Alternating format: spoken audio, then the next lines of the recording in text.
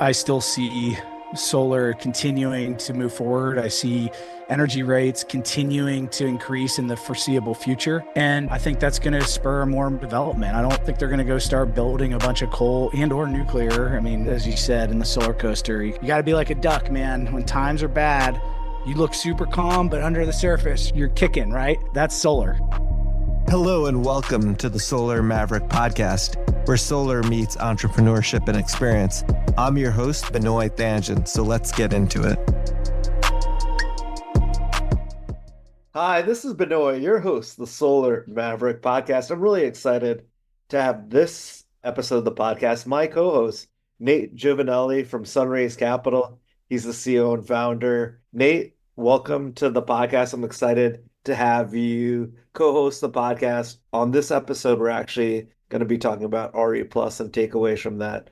I really appreciate you coming on and both of us talking about our experiences at REplus. That was only 2 weeks ago, but probably feels forever ago. It does, yeah. No problem. You know, I love coming on. Always appreciate you having me. And I understand that this was one of the more popular episodes for whatever reason last year. So why not do it again? Yeah, definitely. And I think we had a lot of great feedback of the insights from the show last year, and people like our banter back and forth, which we'll probably hear on the podcast. But if you're not familiar, REplus, which used to be called SPI, that was another thing, Nate, you kept saying at the last episode. I listened to it. It's hard for me to call it REplus, but now it's the third year called No, more than that. Yeah, it's been a while. It's amazing how now no one's saying SPI. In the first or second year, everyone was saying basically solar powered international. Now it's renewable energy plus storage. I still think a lot of the OGs are saying SPI. I emceed a bit for Suncast, and there was a lot of people on stage throughout the 2-3 days that were being interviewed. And I could tell the people have been in solar for more than 5-6 years because a lot of times they would refer to it as SPI still. I want to say, this is a guess, you can fact check it, but I think REplus was maybe one of the years it was in Vegas. We were just talking about it because I remember I was at IGS at the time. So it had to be maybe 5 years ago. And we were just talking about how before we started recording, when batteries really were the thing. And that's when I knew it was there to stay. I'm pretty sure that was the first REplus, but I could be way wrong. I just remember that particular show. It was at, Mandalay Bay. And it was that show where I just remember seeing so many batteries. And I was like, wow, this is it. Honestly, I'm watching the reports of battery attachment and, I'm more closely intertwined with Resi at this point, but I don't think it's taken.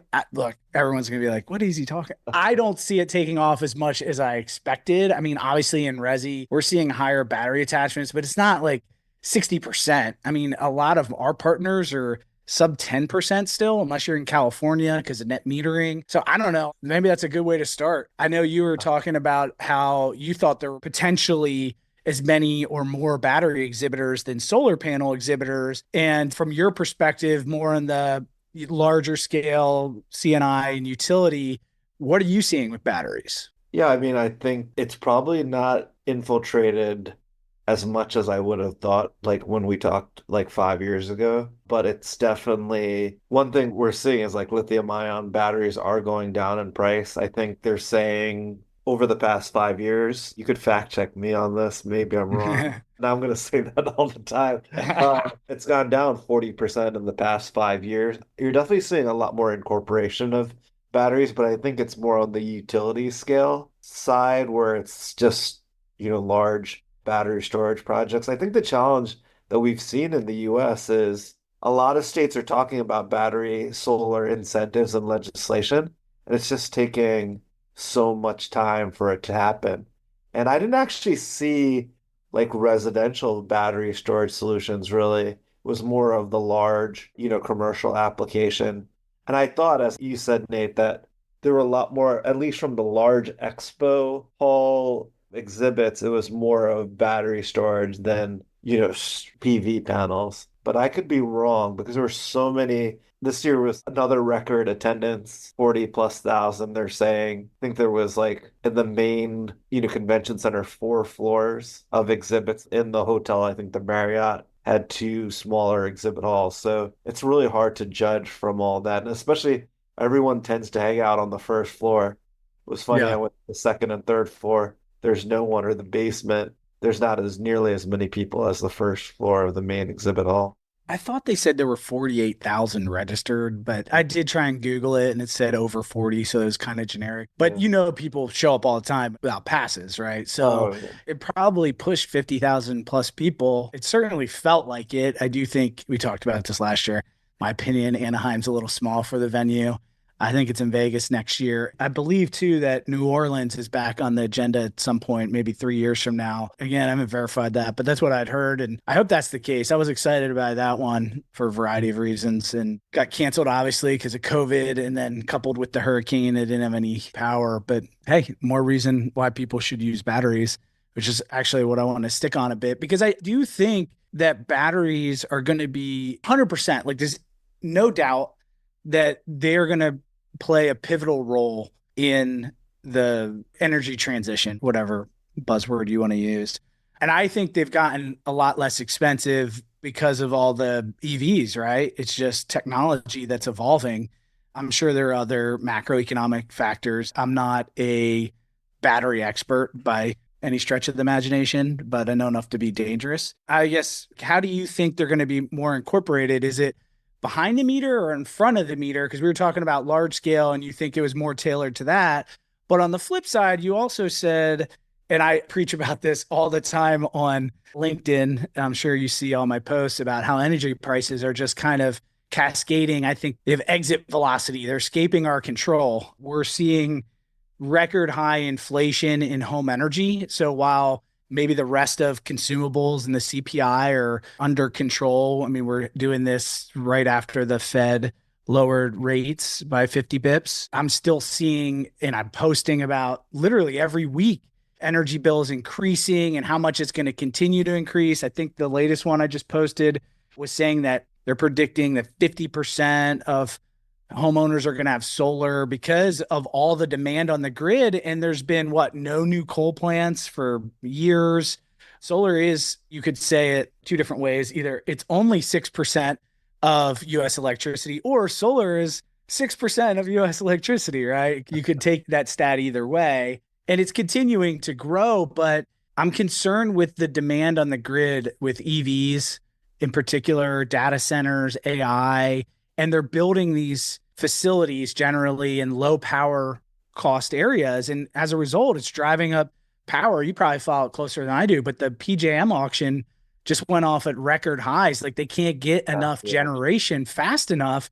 Yeah. And they're already warning that in 3-4 years, there could be serious grid issues in the mid-Atlantic. You're used to thinking of that in obviously California, Texas, to some extent. There's some disruption in Florida, but man, you don't hear about that a lot in the mid-Atlantic. You know what I mean? So there's no silver bullet. We all agree with that. But where do you think that the batteries you're going to see the highest penetration, the fastest, and where are they going to be deployed most effectively? I don't want to say in the beginning, it's already happening, but where do you see that growth? Do you see it equally across all segments? Do you think it's going to be in the large utility scale? What's your opinion there? Yeah, I mean, I think that's a great question. Just going back to like load growth, I mean, they're basically slowing down the retirements of fossil fuels because we can't handle the load. There's actually a nuclear plant called 3 Mile Island in New York that they're going to turn back on because we're not getting enough new generation to handle the increasing load. I was actually this week is actually New York City Climate Week, and SEBA, which is like the Clean Energy Buyers Association, I was at their event and I was sitting with US's regulatory person and GM who handles the plan. And they were talking about like, they don't know how we're going to be able to handle all this load growth. And then with all the issues with the grid and how long it's taking to just bring new generation online due to permitting, financing, obviously grid issues, queues. So it's an interesting thing. I don't know if you also were following like the Maryland capacity market. It was like 6 or 7 times higher in price. Yeah. There's just not a lot of new growth. But you know what I think? Behind the meters, if I'm a homeowner and I have solar, like you would want energy storage. And eventually it's going to become a lot more economical. I mean, there are people who are still wanting energy storage because they want to be independent from the grid. And what I think we're going to see is more blackouts in parts of the country that haven't had it. And as a homeowner or even as a business, right? Because you've talked about CNI behind the meter storage, like they need that reliability, right? So if they do have like solar, obviously it would make sense to have storage as well. So I don't know. It's just really hard to like predict because and then the other thing I think that utility scale just takes so long now for any type of project. Yeah, the queues are insane. And I agree. I think it's a self-fulfilling prophecy is what you're saying. It's electric's going to go up. It actually creates what I see too is those electricity rates going up so much. And I've talked to a few different, research firms, investment banks out at REplus. Like, what are you seeing? And just can energy continue at this inflation rate? And I think the answer is yes, because it's supply and demand economics. I think TMI, you're talking about 3 Mile Island. I grew up literally in a trailer right across from it.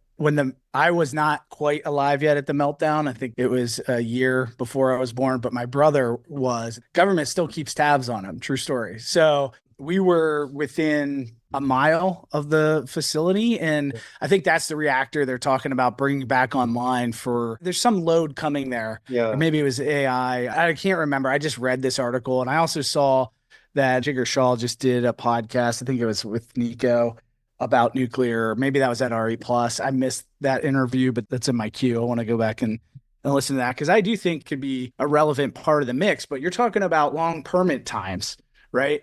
Good luck trying to develop a new nuclear plant.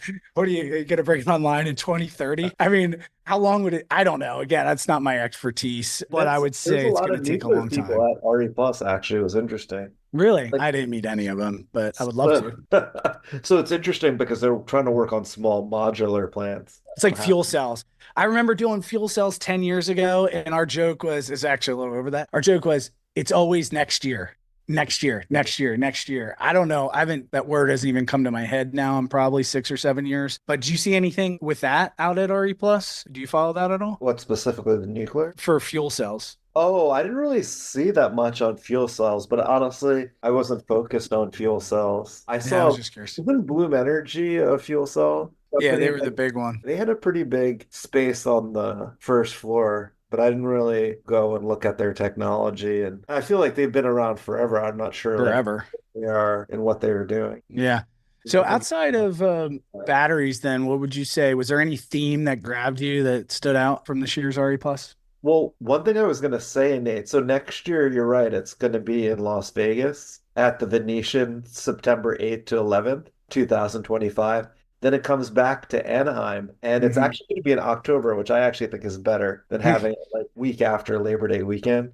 Because people are going back to school and getting back to work. It's like October 12th to 15th, 2026. And then, as you said, it's going to be in New Orleans, Louisiana on October 18th to the 21st. 2027. That's pretty interesting to me. I think the other things that I was hearing is just like interconnection bottlenecks, how projects are taking a lot longer to develop than they were before, the saturation of the queues, supply chain challenges, the election too. Like a lot of people are just kind of waiting to see who wins the election before kind of moving forward with what they want to do. And people are on the sidelines, In your opinion, dangerous question, so you can answer it however you want. Are we betting a bowl of ramen on this? I just want to know, how much do you think it matters? Because I'm going to qualify this. I heard a lot of conversation about it's total doomsday if the Republicans win. You know my feeling on this. We've talked about this many times. Yes, I think it's going to be business as usual. I don't see like any major repeal of the IRA or tax credits, like ever. Again, you know my position on this. I've talked about it on this show. Republicans use tax credits and the Democrats want to be green. So it's kind of like the perfect mix. What's your take? Where do you fall on the scale? Are you more doom and gloom if Republicans win? Or do you think that, are you kind of in the middle, or you think it doesn't really matter? Like we're 1 to 10, 10 being doom and gloom and 1 being business as usual. I don't think it's totally business as usual if, President Trump wins the election. But I think, people are concerned that he's going to repeal parts of the IRA. I don't think that's going to happen because there are a lot of Republican states that are getting jobs from this. And Manufacturing. You know why? Because they're generally the lower utility rate states, right? So if I was going to build a plant, where are you going to build it? Somewhere where electricity is cheap. I totally agree with that. So again, like where are you on the spectrum? So you think it's not quite, you're not a one, obviously. it's Five like or three or four? four, Three? maybe. Okay. One is business as usual, as you said, which you That's think. about where I'm at. Yeah, I mean, there could be some fallout, but I don't know. I remember again, it was that same it might have been that same year. Maybe that was the year with all the batteries. I mean, there's been batteries forever, but I'm not like one of those person can just pick dates out of the air, you know? But as I think through it, I remember when the IRA passed, it was like right there, right at REplus, and Well, like it's the actually buzz was later. insane. So now it's been 2 years or 25 months. Yes.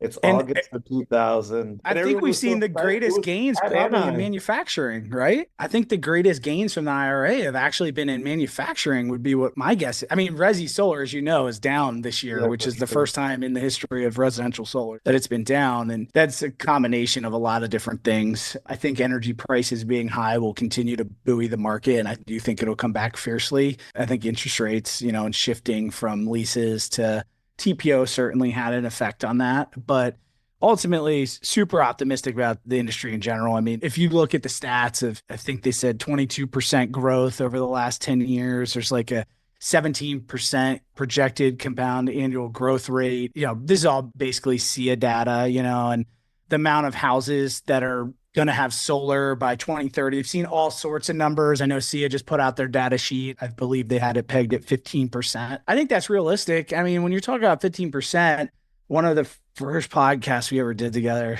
I remember I was like, you'll never be able to sell solar direct to consumer. And it's funny going back and listening at it, like, I don't know, was that 10 years ago? Have you been doing this that long? That was a long time ago. Yeah, it's been like 6 years. Yeah, like I said, I'm not like a good date guy. But anyway, I know it was one of the first ones. I like it to, because there was an article at the time, I think it was directed at Tesla or SolarCity, about like being a vacuum salesman. And I'm like, yeah, it's a really intimate sale. And I flipped 100% on this one. I mean, at 15% of homes, even 15% of eligible homes, like you're creeping into the early majority. And I think people forget we're not even close to that. If you look outside of Hawaii and California, even if you include those, we're, I think, less than 4% of homes right now. So if you take away California and Hawaii out of the mix, like we have a long way to go before we're in the early majority for solar. And I think 15% would get us across the chasm. And now you're going to see prices continue to come down, mostly because people are buying it direct, just like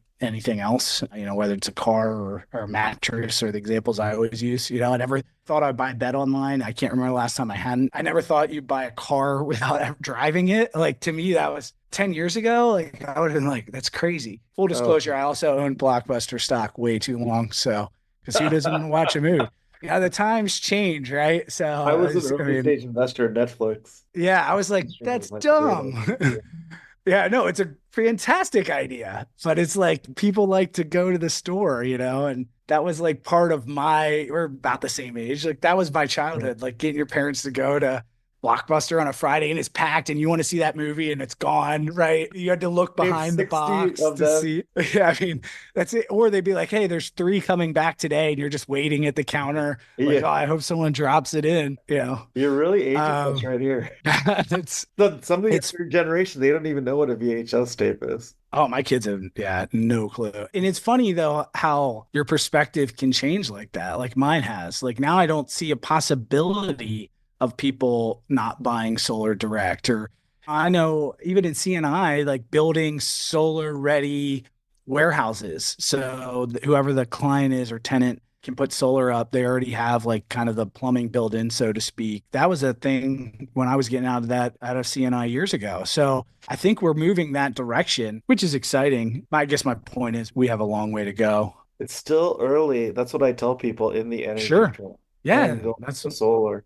I mean, we've been in for so many years, but really it's just really in its infancy, which, I still can't believe when I think about that, you know? So that's a good segue. So was there anything exciting that you didn't expect to see or new? Like I said, I didn't get to walk the entire floor or all four of them, but was there anything you're like, even if it's not related, just in general to renewables, like, hey, that's pretty cool, or that's something I wouldn't have thought of. Do you see anything that stood out? I mean, I think really what stood out is I don't think this year is a great year for solar in No. general, but just like the excitement for the industry, all the different like businesses and types of businesses, because I walked all the different exhibits and I was like just amazed to see how many different types of businesses or how many similar types of business. And then also like just think about it, it's 40,000 plus or 48,000 people there. And how many new people? I was talking, like, I was going to obviously various events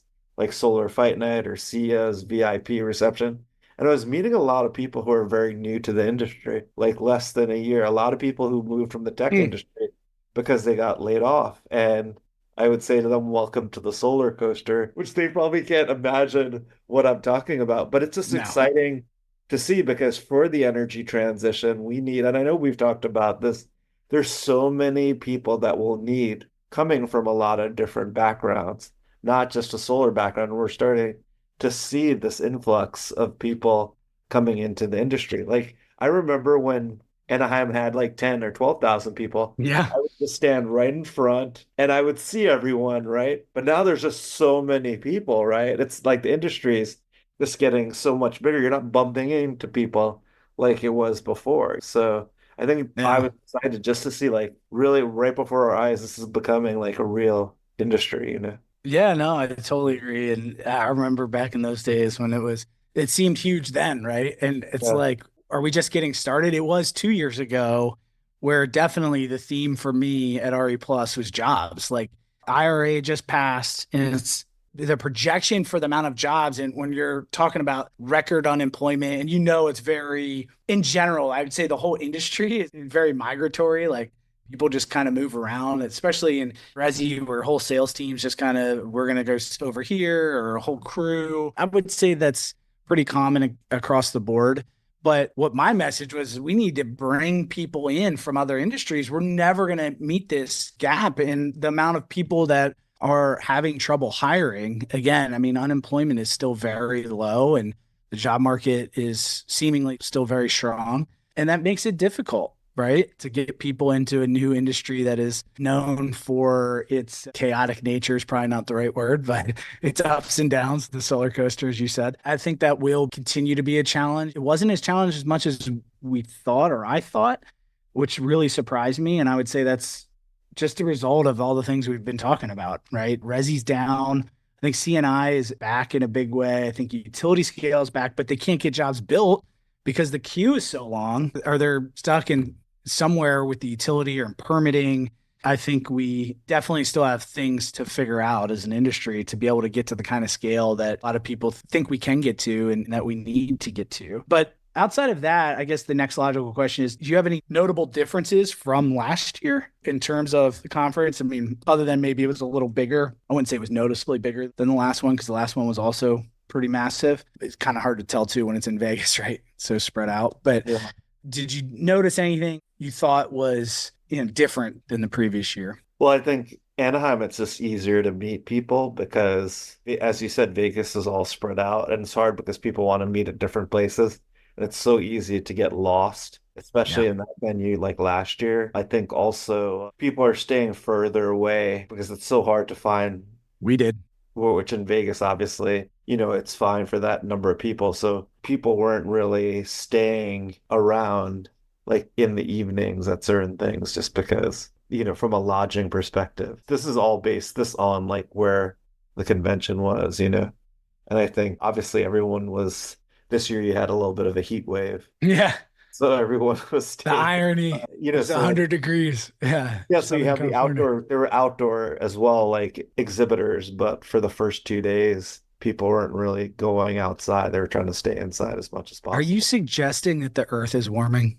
I just want to be very clear on record. I agree that there is some sort of climate change for sure happening. I mean, There has to be. I think 18 of the last 20 years are the hottest years on record. I think that's irrefutable at this point. I would argue that for people that are listening that disagree, the real objection is it man-made or not? And how much of it, which are questions are extremely complex and difficult to answer. I would also say, that it's better than getting colder. Not that it's a great problem, but in the scheme of things, it's undeniable. I mean, it's 90 degrees today here in Florida, which, it's Florida, but it's been hotter and hotter later and later. The seasons have kind of shifted, I think. And I've noticed that when we lived in Pennsylvania as well. And I think it's irrefutable. You can just look at the data. And again, we have recorded data. That another argument is, well, we only have 200 years of recorded data or whatever. It's not a long enough time frame in the scheme of a billion years. Like, cool, I get it. But it should be somewhat concerning to people that it's getting noticeably hotter. Yeah.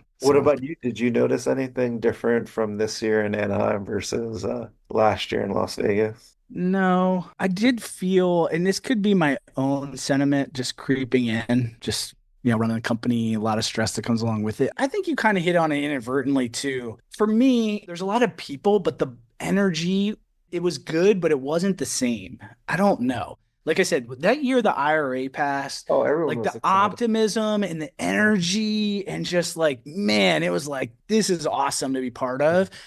And maybe because it's so big now. So like you said, you're not running into as many people. You still know a lot of people. I think, I saw a bunch walk by, but I don't know, man. There's something about it, and I can't put my finger on it, that maybe because it's an election year, and we talked about that a little bit. I know there was a lot of people talking about that, but there was something about it. And I don't mean like it was a great event. It was fantastic. But the energy level 2 years ago was 100, felt more like a 65. I don't know. It just, something wasn't there. Again, I don't know if it's just because of the amount of people, or like you said, people are staying further away. So it's just not as much interaction. It could be a host of things. That was kind of my take on it. I don't mean that just to, again, I feel like I have to keep qualifying this. I don't mean that in a super negative way. Like, I don't need people like, oh, I disagree. That was just my impression for whatever reason. It could just be all the other stuff that I had going on. In general, I just thought the energy level it wasn't the same. It wasn't as optimistic for some reason. I think we all believe the market's going to go up. I firmly do. There's nowhere to go, but in my opinion, and I think it's going to come back a lot next year. But in general, that's it. I don't know. That's what just sticks out when you ask the question back. It's the first thing that comes to my head. I just thought it was a little tampered down on the energy scale. Yeah, I agree with you on that. I mean, think about it. When the IRA was passed, that was sometime in August. And then you had REplus. So everyone was so excited because it looked like that legislation wasn't going to come back. And then in the 30th hour, somehow it got passed. And then now we're talking about 25 months later after that, still we're kind of like trying to understand all the guidance. And things are a lot more complicated than I think anyone expected it to be. Then you have an election year coming up. Then people are like, oh my gosh, what happens if the IRA gets repealed? It's already been 2 years of us like waiting for like final guidance on a lot of things, which has only come out the past few months. It's a lot more complicated than we ever expected it to be. Then I think another frustrating piece is like the government, President Biden put tariffs on, Chinese panels and South Asian panel manufacturers, which we don't have like domestic content. This all takes time to build the manufacturing base, and you're not giving it the time it needs. And then actually, I did a podcast about this. Is like, it's now going to cost 10 cents per watt DC to develop projects more because At least. those tariffs, at least. So it's like frustrating because you're like, in Resi, you can get domestic content partners that are doing it this year with a combination of the racking and end phase. It gets a lot harder next year because I think it goes from 40% domestic to 45, and like with racking and the inverter, you're somewhere between 40 and 45. But you're right. Anyone wants to follow guidance. The two things I post the most on are guidance from the IRA, which a lot of it was just, in my world, what I care about was finalized in the May timeframe, which is 18 months after it passed. And I post on that and electricity rates and a lot of other things, mostly resi solar focused. But I agree. I just think it sucks some of the air out, the fact that you have to wait 18 months for this. And now I think there's some people energized over domestic content. But when you look at panels specifically, when you're talking about the guidance going down to the ingot and wafer level, which isn't built in the US and is a Herculean effort, is my understanding, to build those things here, it definitely gets interesting. Now, I've heard a lot of different panel manufacturers say they're going to have domestic content as early as next year. We'll see. I don't know how they're going to accomplish that. And certainly, again, this isn't like my full expertise in following manufacturing, just enough as it affects, the industry and me as a financier. And I care about the additional 10% tax credit, obviously. But I agree. I think that just the long duration. I mean, we just got some of the final guidance that I needed for the adders, like I said, in May, and some of the active passive rules with the transfer of tax credits that I've been waiting so long for. And now we're talking about potentially change of administration and could get repealed. I did that in air quotes for people that are listening, because I don't know. Again, I'm not like a political insider or anything like that. I just have opinions like everybody else. And I'm not really sure what the probability of that happening is in a meaningful way. And people might disagree. I'd love to get more educated on it. And if you disagree and you know something I don't, reach out to me on LinkedIn. I'd love to learn more about it. But from my seat, from 20,000 feet, I still see solar continuing to move forward. I see energy rates continuing to increase in the foreseeable future. And I think that's going to spur more development. I don't think they're going to go start building a bunch of coal and or nuclear. I mean, not lumping them together. I'm just saying, like, I think a podcast we did 3 episodes ago maybe talked about that it was like the first March where all new additions were renewable. And we are seeing more and more renewable energy on the grid, and obviously less and less, which is creating some of these pricing deltas and also increasing rates, I think. But I'm also seeing a massive increase in demand. And I think that's the other side of this coin, where we all expected, I mean, solar is, by all intents and purposes, exploding in terms of growth. And like you said, it takes time. I think people expected too much too soon. And now with this crazy amount of demand that's getting put on the grid between AI and data centers and EV, where's the power going to come from? Can we even build it fast enough? We talked about the interconnection queue and all those challenges. And I do think batteries will be a big part of that. But again, I feel like not that they're not where I thought they would be. They're not what we've talked about over the last 3 years, these crazy battery attachment rates. And maybe some folks are seeing it. Again, from my seat, I am not in that scale. But I guess that kind of rolls into maybe a good summary is, what do you expect to see next year? Where do you think we'll be as an industry at REplus in Vegas? I mean, I think it'll be, a lot of these barriers hopefully are going to be mitigated. Obviously, now we have the guidance from the IRA. Like, it takes time too for everyone to process the guidance. So not just the industry itself, but then also the accountants, the lawyers, the financiers, and everyone to kind of come on to agreement on what that's going to be. I think you're going to see a lot more manufacturing, obviously, coming pretty quickly, hopefully domestically. Either way, there's going to be certainty with the election, meaning that we know who's in office. So that's not potential like negative, in a sense of we know like how things are going to go, hopefully going forward. So I think it's actually going to be a lot more optimistic than this year. And I think, all those points that you said is all going to happen in the long term. It's still early in the deployment of solar. Energy demand is increasing exponentially. Prices are going to increase. Solar is the lowest cost of energy and the easiest to scale. And it's a technology, not a fuel. I mean, going back to the original points, that it's still, yes, we're going to have bumps in the road for sure, especially a newer industry that's regulated and incentivized by tax credits and state level incentives and all the other issues that we mentioned.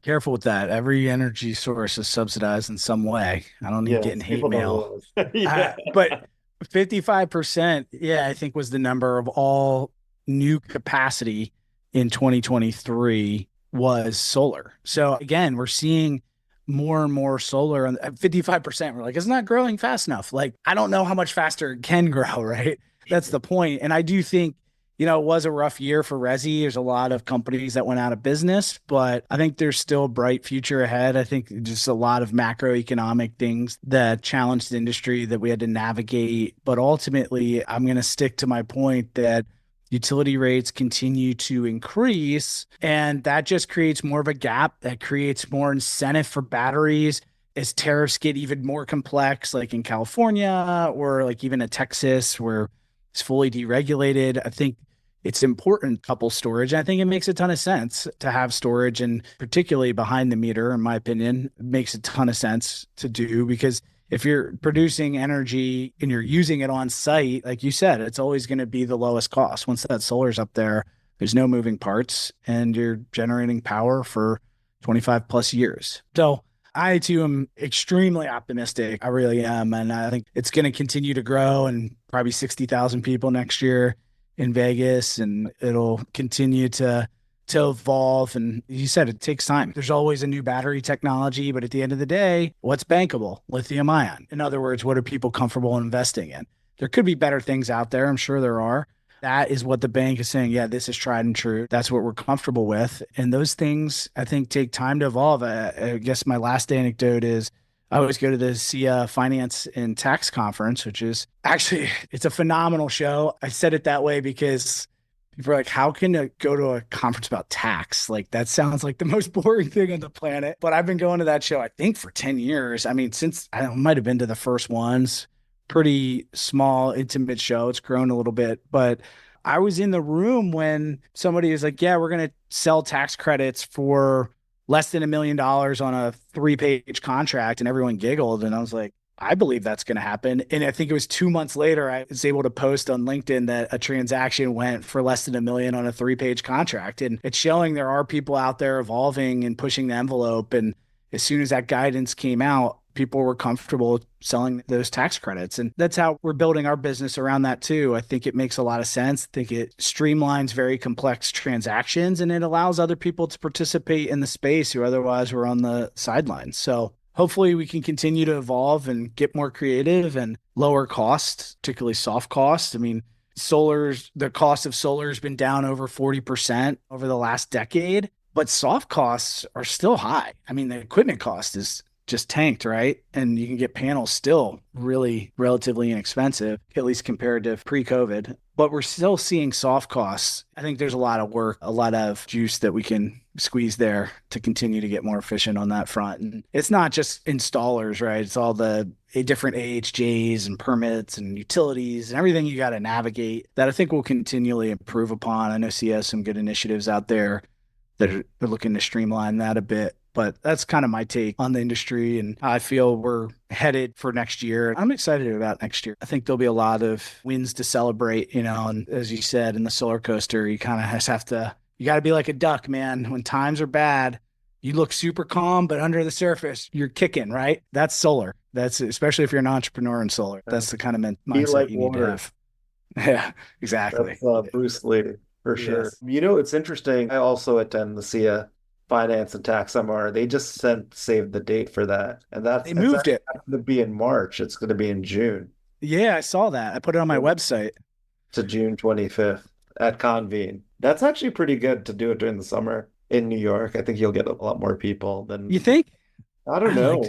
March is a good time, actually. Yeah, it's great in New York. Pretty good weather. Well, there was a couple years it was kind of cold, but maybe as long as it's not like 1,000 degrees in New York, if it's like 80, I can take that. I'm from Florida all day, but that's a good show for people listening that want to learn more about the underlying financials of how you make these things work, whether it's a lease, a loan, and if you're a tax player, highly recommend that show. For me, it's one of my favorites. It's always super insightful, good panels. I think they do a really good job with that. So that's one I 100% promote. And it's small enough you can digest everything still, as opposed to 60,000 people, Yeah, definitely. Well, this has been an amazing podcast episode. I appreciate, Nate, you making a time out of your busy schedule. If people wanted to learn more about you and Sunraise Capital, you actually didn't say exactly what Sunraise Capital does. So I think it would be helpful for you to briefly tell our audience in the best way that they could connect with you. Sunraise Capital is basically a fintech solar finance platform, and we're looking to change and really revolutionize the way people finance solar leases by leveraging the tax credits that were created in the IRA prior to the IRA, you couldn't sell tax credits, and now you can. And we think that's opened the door to make transactions a lot more efficient, to bring in other kinds of investors that normally wouldn't have been in solar, and also to allow installers to participate in the benefits of leases and or have their own fund. So that's what we're looking to do as a residential solar installer. You know, if you can control the financing, then you get a lot of more control over your projects and really good returns and long-term revenue that I think everyone's looking for. So really wasn't looking for a plug, but I appreciate you bringing it up. If people want to find me, they can find me on LinkedIn is 100% the best way. Happy to connect with anyone. Shoot me a note. Just tell me that you send me a DM that you heard me on the podcast, you want to connect, and love to connect with people, get their insights, anything that I can learn, from other perspectives. I'm always willing. So yeah, look me up. Yeah. Thank you, Nate. We'll also have that on the notes of the podcast as well. I appreciate our listeners for listening, and have a great rest of your day. Thank you. Thanks. Thanks for listening to the Solar Maverick Podcast. The Solar Maverick Podcast is brought to you by Reneu Energy. We're a solar development and consulting firm. If you believe that this podcast is adding value to you, please give us a 5-star review and share with those that you think could benefit from this information. Please email all questions, suggestions, and feedback to info@reneuenergy.com. That's info@reneuenergy.com. The Solar Maverick Podcast is produced by Podcast Laundry and executive produced by Benoy Thanjan and Kevin Y. Brown.